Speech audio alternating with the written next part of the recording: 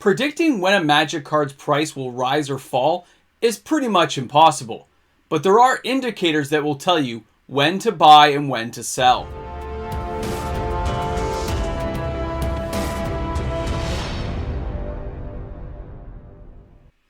Hi everyone, welcome back. Thanks for hanging out with me today. I am MTG Moxman, and we're deciding if we can predict the future. Can we decide when to buy a product, when to dump it, when to buy a single, when it's peaked, and when to sell it? The short answer is no. I would say you really can't. Because in the future, you don't know what Wizards products they're going to put out to make a card better.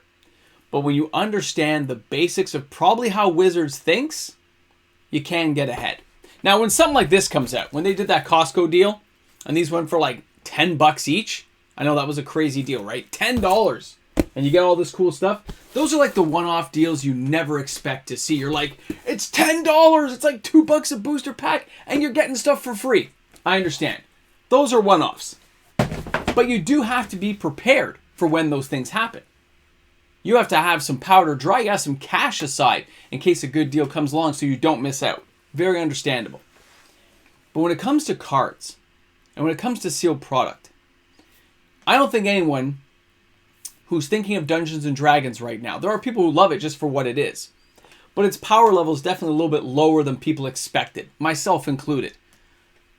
So, is it really, I can hear the deep sigh, is it really a good product then? Probably not for the time, but who knows about the future? When you think of Commander Legends, Battle for Baldur's Gate coming out, there'll probably be another dungeon mechanic to mix in with the dungeons we already know. There was a lot of sales on people speculating that certain cards that let you venture into dungeons or advance in dungeons quicker will have a place. And they're like, I can spend 20 cents on a card, buy 100 copies, cost me like, $50, and now I have money just in case. And it's not a big investment. It's pretty smart, right? We have Streets of New Capenna coming out. Well, we knew a year ago that it's a city run by demons, created by angels. So probably people started buying demons and angels about a year ago when they announced the set. Interesting, right?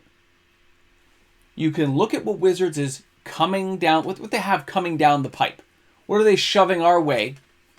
Just as a broad base to start deciding what to buy. If you're a person who's going to speculate on cards, or if there's a deck you think you want to build, you might want to buy those cards early. That seems like you're predicting the future, but really you're just hedging your bets that it might be a little smarter to buy now than to wait for later. When people ask me about Mox Amber, how did you know? I always tell people I trusted my gut, but really, Wizards has never let Moxes really go a bad route. Right? They haven't let Moxes fail before. On any of the reprint Moxes, Mox Opal, Chrome Mox, right? They haven't let those things fail. So I just knew they would probably make cheaper casting cost Planeswalkers and cheaper casting cost legendary creatures. They even gave us a 0/1, Rogoth, Son of Rogoth. I mean, they've given us some really, cheap stuff to use it with, right? So that makes it a better card. It has a home in Commander where people used to say it'll never have a place. So those people weren't looking into the future to decide if that card would truly have value. Where somebody like myself would say, I think it will somewhere down the road. I don't really believe what you say, and I'm going to buy it anyway. Plus, I really like the card and I like the artwork. So a lot of times you've got to go against the grain of what people are telling you. There's a reason why there's so many YouTube channels out there, because there's a lot of people with different opinions on how certain cards, mechanics, and values will work depending on what their association inside the game is. Some people just want to play for fun. Some people like to flip some cards and make some money. Some people try to make enough money that it pays for the habit of playing the game. There's a lot of different reasons why. But when you're looking at predicting a card, you can look at a sealed product like Ikoria and say, if I keep this set sealed, it's going to do pretty good, right? But then there's even more indicators when you hear short print run, it got ended early, or if you see quite a bit in a store shelf because nobody likes the product, like D&D, chances are Wizards isn't reprinting it because the warehouses, the distributors, aren't asking for more. That's not really predicting the future. You're just being smart. You're paying attention to detail. D&D is going to rise in value. It doesn't matter what anyone tells me. It's going to go up. because it's not going to get later print. It's not going to get a third or fourth print run for sure. My stores I'm in contact with say there's still plenty they have right now. So there might not even be a second wave coming other than what's already at a distributor level. Which means Wizards just ends it, turns off the taps, and moves on to the next product. But that shortfall could lead to higher rates later on, because we don't even know what's coming from Commander Legends Battle for Baldur's Gate yet. We haven't really got there. So if Wizards turns off the tap early, and it turns out there's cool cards in Commander that mix with the D&D cards we already know, imagine how that could end up for people who invested in that product. They'll seem like geniuses. They'll make lots of money, right? It all depends. But hedging your bets on what you can afford to lose, not what you can afford to win. If you're trying to build yourself, I don't know. Let's say you go with me and you're on Team Thrall. And you say, you know, I'm just going to buy 4 Thrall champions just in case. And you bought them for $10 each. And you go ahead and you hold on to your Team Thrall. You hold those Thrall champions. Maybe you pick up a few smatterings of Thralls for 20, 30 cents each. But then, 3 years from now, we've already seen Squirrel support. Come on. We've seen Vampire support galore. All of a sudden, Team Thrall comes back. And we have a whole new smattering of Thralls across the board. And all the old Thrall cards start to spike. Seemed like a genius, right? And if you bought Thrall Champion for its unique mechanic, you'll, oh my goodness, wow, no.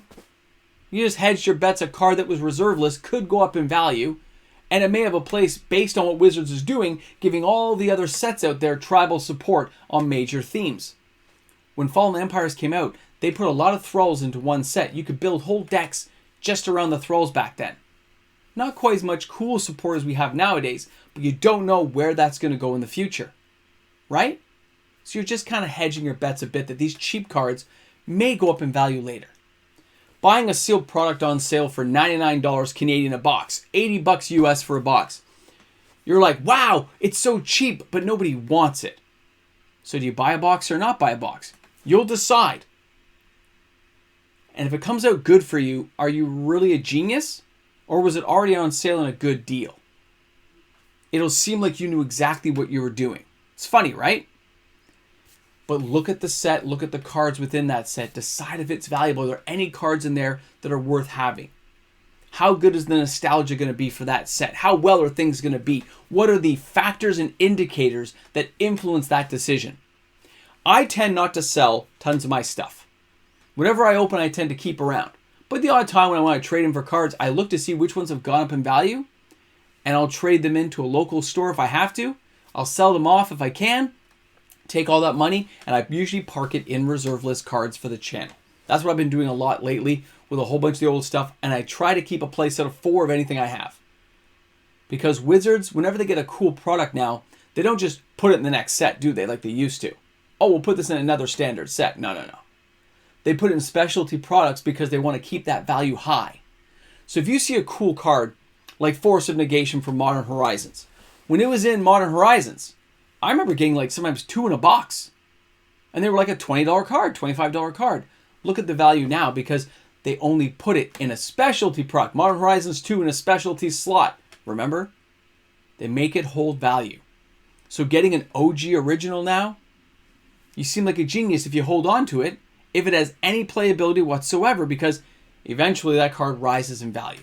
Why do you think I'm targeting certain mana cards right now, certain land mana-based cards? If you've watched my videos, you know which cards I'm after. I'm keeping a close eye on those because they've bottomed out. And when I grab those cards and grab them by the playset, yes, I'll probably be trading those in to move into reserve list cards later. But I'm spending pennies on the dollar to move to reserve list cards which haven't really fluctuated at all and only tend to go up. And you can take an example of that when you look at Urborg, Tomb of Yawgmoth.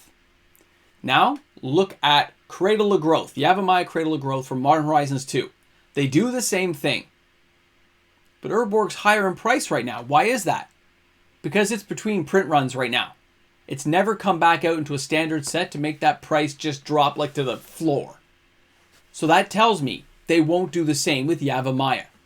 So when you see Yavimaya Cradle of Growth for $10 each and you're buying play sets for $40, I'm willing to risk that $40. Wait 2 or 3 years, see if it hits $30, $40 again, and then trade those back into stores. Take the extra capital and move into a reserve list card. I've predicted what's going to happen based on what I've seen in past events and how Wizards operates with their secondary market. Unofficially, of course. That can go with all kinds of cards out there. You just have to pick the right one based on what you've seen other cards do. Now, when you're looking at sealed product, an example being Dominaria 2018, they turned off the taps. Remember that? They just shut it down. There were no third and fourth print runs, and the second wave was a little bit smaller than anticipated, and that box started to spike in price. You saw people like Alpha Investments, Rudy, the Taco King, saying, "What's going on? I tried to put an order and I couldn't get any." Exactly. So now that I know that's happened, I look at other boxes that have had short runs, and I make sure I at least have a case.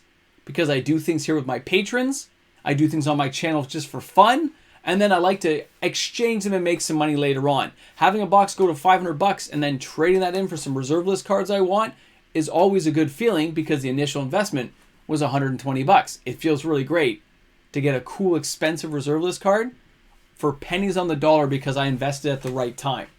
But it's not about what I can gain, it's what I can lose. That box would still be sealed. I wouldn't care if I lost on it because I could always open it myself at some later date. Good times anyway, so it didn't matter to me. So when you're looking at those types of products and cards, you can make a determining factor from what you've seen Wizards do in the past, which helps predict that future. You see where I'm going? You can pick a lot of winners now just looking at that information and taking it this far and saying, what can you look at? Look at all the cards that have gotten tribal support. Look at all the land, mana-based cards that are really fluctuating in value. Which ones are good, which ones aren't. Interesting stuff. And then knowing that Wizards won't put it back into standard rotation, they won't put it in a regular box really, but they'll put it into specialty products later on, means Wizards will always be inventing new mana pool, mana base, new creature sets, because they got to keep revamping things so they can keep their ultimate boxes, the super expensive stuff, at a certain premium level. It's fascinating stuff to me, but I've really managed to kind of curb into that side and make some real profits along the way. So hopefully you guys found this video informative. Thanks for hanging out with me to the end of the video if you made it this far. And I look forward to seeing you all after the credits because I always do a blooper thing after the credits. You guys know that. Thanks a lot for tuning in. You guys are awesome. Have a fabulous day today. And of course, an awesome shout out to all the fabulous patrons on the channel, and welcome aboard to all the new patrons who grabbed those slots when they popped up. Guys, awesome. I can't wait to have more people on the Discord. Have an awesome day, everyone. So we're feeding the 10K box, are we? Did you guys see we're only like 80 subscribers away from hitting 8,000 now? I think it's 85 subscribers to get to 8,000 subs, guys. You made it to the end of the video. It's blowing my mind. So here we have the Boneyard Lurker. That's going in the 10K box for that ultimate 10K party when we get there. Oh, it's awesome. And yeah, my diet still sucks, by the way. But it's okay. I feel great, which is a good thing. Now I'm going to get a drink of water, walk the dog, and at the time I did this video would be right after this we did the live stream. That'd be awesome. Because you're seeing this on Monday. Because it's a Sunday, I recorded it. But then we did the live stream right after this. So you're seeing something I recorded before I recorded it. It's hilarious. You guys have an awesome day.